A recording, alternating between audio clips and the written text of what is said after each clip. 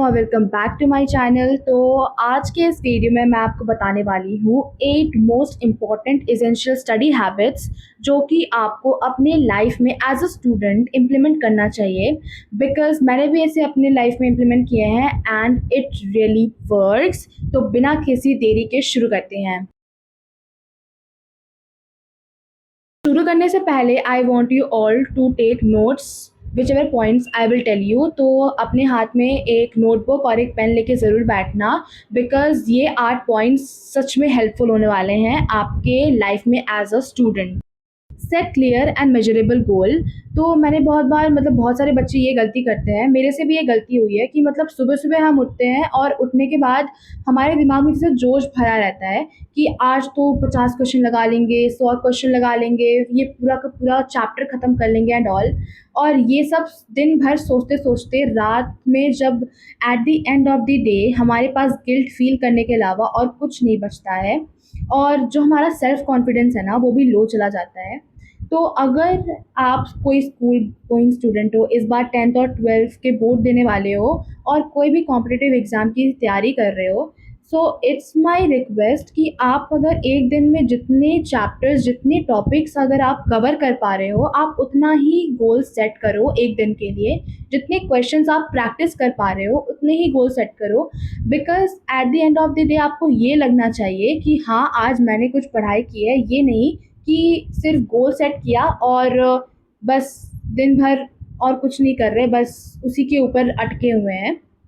So please implement this in your life. Utilise the Pomodoro technique.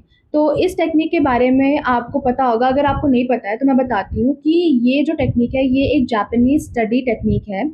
जैसे कि मैं आपको एक एग्जांपल के साथ समझाती हूँ कि जैसे दो बच्चे हैं, तो एक जो बच्चा है वो पूरा दिन पढ़ता है लेकिन उसके 70% से मार्क्स उठते ही नहीं है। वही वो दूसरा बच्चा जो कि सिर्फ दिन के 6 घंटे पढ़ता है और 90 प्लस मार्क्स लाता है। तो आपको डिफरेंस समझ में आ रहा होगा कि इस टेक्निक में क्या होता है कि आप पूरे दिन मत पढ़ो, आप एक स्पेसिफिक आवर लेके पढ़ो और उसके बाद आप जैसे 2 घंटे आपने पढ़े और उसके बाद आप फिर ब्रेक लो एंड फिर 2 घंटे बैठो, फिर ब्रेक लो। इससे क्या होगा ना कि आपके दिमाग में भी क्लैरिटी आएगी। जब भी आप पढ़ने बैठोगे आपका दिमाग फुल्ली फोकस्ड रहेगा और जितनी भी चीज़ें हैं, जितनी भी कॉन्सेप्ट है ना, आप जल्द से जल्द कैच कर पाओगे। एंड मैंने भी अपनी लाइफ में ये इम्प्लीमेंट किया है and trust me, it work. Notes, तो इसमें मैं अपना एग्जांपल देके आपको बताऊंगी। मैं क्या करती हूँ ना कि मैंने दिन भर में जितनी चीज़ें पढ़ी, जितने टॉपिक्स पढ़े, जितने भी कॉन्सेप्ट्स लर्न किए, मैं at the end of the day क्या करती हूँ, एक नोट बुक उठाती हूँ और उसमें जितनी भी चीज़ें मैंने आज पढ़ी वो सारे के सारे अच्छे से नोट्स बना लेती हूँ। और फिर नेक्स्ट डे सुबह को उठ के मैं वो नोट एक बार देख लेती हूँ। इससे बहुत ज़्यादा एडवांटेजेस मिलते हैं। लाइक आपको जितने भी चीज़ें आपने पढ़ी, आपको बार बार बुक या कॉपी पलट के देखनी नहीं पड़ेंगी। एक बार आप वो नोट देख लोगे तो आपके दिमाग में ये क्लैरिटी आ जाएगी, आपके दिमाग में वो हमेशा के लिए बैठ जाएगा। So you can also implement this in your study routine. Point is teach what you learn. देखो, मैं इसे एक एग्जाम्पल के तौर पे समझाऊंगी आपको। लाइक अगर आप स्कूल में होते हो तो स्कूल में आप एक क्लास से दूसरे क्लास में पास होके जाते हो, तो आपको पिछले क्लास की कुछ चीज़ें या बहुत सारी चीज़ें याद नहीं रहती हैं। बट आप सोचो कि जो टीचर है जो हर दिन वो चीज़ पढ़ा रहा है और हर साल हर दिन वो चीज़ पढ़ा रहा है और वो कभी भी उन चीज़ों को भूलता नहीं है। क्यों? क्योंकि जब वो खुद वो चीज़ पढ़ रहा है और फिर वो आपको दूसरे दिन आके समझाता है, तो इससे क्या होता है ना कि दिमाग में वो चीज़ें ऑटोमेटिकली आराम से बैठ जाती हैं। तो इस पॉइंट में आप ये कर सकते हो ना कि आपने जैसे आज पूरे दिन में जो कॉन्सेप्ट पढ़े वो आप किसी को पढ़ाओ। लाइक अपने छोटे भाई बहन को या मम्मी पापा को बैठाओ, पढ़ाओ उनको। और अगर कोई भी नहीं, सब बिजी हैं, तो sit in front of your camera और खुद को समझाओ। इससे बहुत सारे एडवांटेजेस हैं और मेन एडवांटेज तो ये है कि आपको खुद पता चलेगा कि आपको किस पार्ट में डाउट है और किस पार्ट में आपको रुकावट आ रही है, तो आप उसको खुद ठीक कर पाओगे। And implement this in your study routine. Trust me, it will be very useful for you. इस प्रैक्टिस एक्टिव रिकॉल। तो मैं ये आपको एक एग्जांपल के साथ समझाऊंगी। फॉर एग्जांपल कि मैं मेरे पास 5 क्वेश्चंस हैं और 5 क्वेश्चन में मुझे 4 क्वेश्चन तो अच्छे से याद हो गए, लेकिन जो 5वां क्वेश्चन है ना वो बहुत ही ज़्यादा लेंदी है। और बहुत सारे बच्चे यही गलती करते हैं कि ऐसे क्वेश्चंस को ना छोड़ देते हैं, याद ही नहीं करते या समझने की कोशिश ही नहीं करते हैं। तो ऐसा मत करो। मेरे पास एक टेक्निक है जो मैं फॉलो करती हूँ।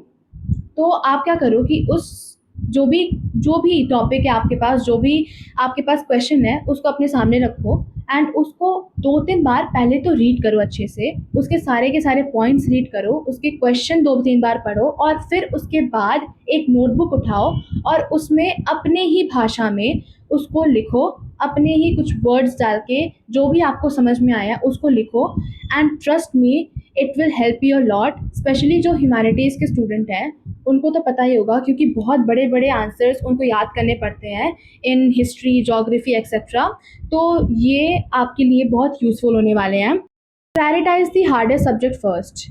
तो बहुत सारे स्टूडेंट के लाइफ में एक ऐसा सब्जेक्ट होता ही होता है जो उनको बहुत हार्ड लगता है, या उनको लगता है कि इस सब्जेक्ट में उनको बहुत ही प्रैक्टिस करने की ज़रूरत है और ध्यान देने की ज़रूरत है। तो मेरे लाइफ में ऐसा सब्जेक्ट है मैथ्स। और क्योंकि मुझे ऐसा लगता है कि मैथ्स में मुझे ज़्यादा ध्यान देने की ज़रूरत है और मुझे उसमें ज़्यादा प्रैक्टिस करने की ज़रूरत है, तो इसीलिए मैं मैथ्स को पहले रखती हूँ। और अगर मैं आपको अपना टाइम टेबल भी बताऊँ तो मैं सुबह-सुबह मैथ्स प्रैक्टिस करने ही बैठती हूँ। बिकॉज़ सुबह-सुबह मैं मैथ प्रैक्टिस करने बैठती हूँ तो एक तो सुबह का टाइम होता है और दिमाग भी शांत रहता है, जिससे कि हम अच्छे से फुल्ली फ़ोकस्ड होके अपने सब्जेक्ट पे ध्यान दे पाते हैं।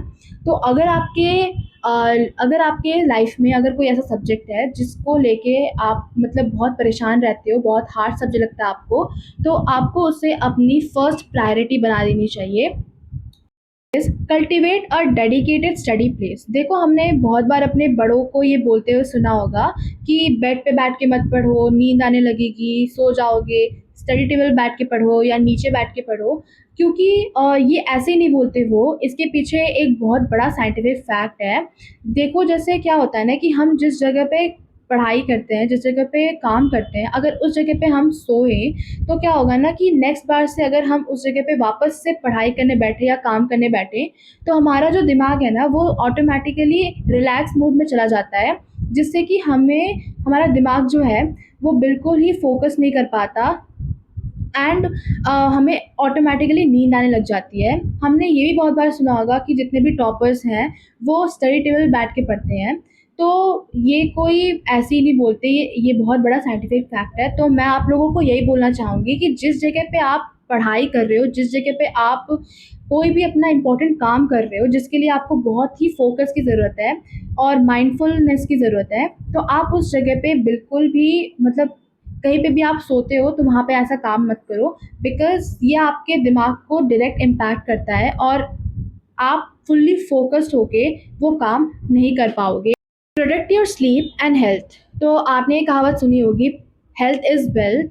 तो अगर आप किसी भी कॉम्पिटिटिव एग्ज़ाम की तैयारी कर रहे हो, आप अगर बोर्ड्स के स्टूडेंट हो या अगले साल बोर्ड्स देने वाले हो, तो पहले तो आपको अपने हेल्थ को बहुत ही इम्पोर्टेंस देनी होगी। बिकॉज़ अब अगर आपकी हेल्थ ही ठीक नहीं रहेगी तो आप कोई भी किसी भी एग्ज़ाम की कितनी भी तैयारी कर लो, it all will go into vain. तो हे गाइस, आई होप आपको ये वीडियो बहुत ही यूज़फुल लगी होगी एंड स्पेशली अगर कोई स्टूडेंट ये वीडियो देख रहा है तो please implement these 8 points in your life and it really gonna help you a lot. और please like and subscribe my channel for these amazing videos. Bye for today.